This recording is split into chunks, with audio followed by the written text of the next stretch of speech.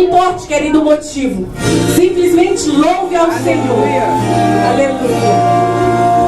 É difícil em meio às provas a gente louvar, mas é louvando que a gente garante a nossa vitória. Aleluia. Aleluia, Jesus.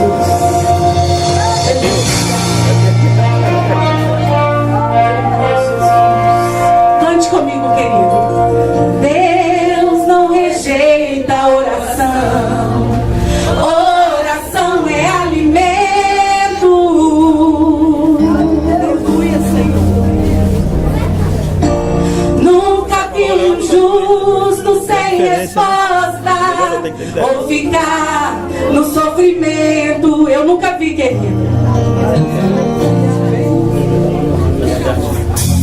Basta somente esperar o que Deus irá fazer.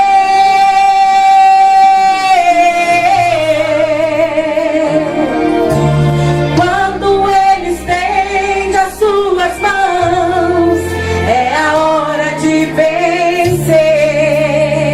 Então louve, simplesmente louve. Tá chorando, louve. Precisando, louve. Tá sofrendo, louve. Não importa, louve. Seu louvor invade o céu. Quem sabe conhece a canção que Paulo e Silas colocou naquele dia? Quebrando as correntes, tirando os espinhos, ordena os anjos pra contigo lutar. Ele abre as portas pra ninguém mais fechar. Ele trabalha pra quem nele confia. Caminha contigo de noite ou de dia. Erga suas mãos, sua bênção chegou. Comece a cantar com muito louvor. Agora ele. Com muito louvor. Com muito louvor. Com muito louvor.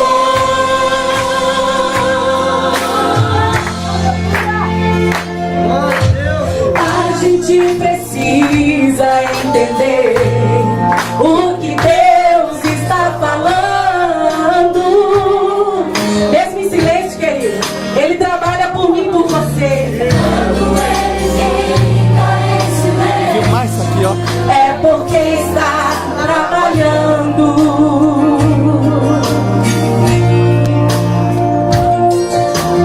Basta somente esperar o que Deus irá fazer.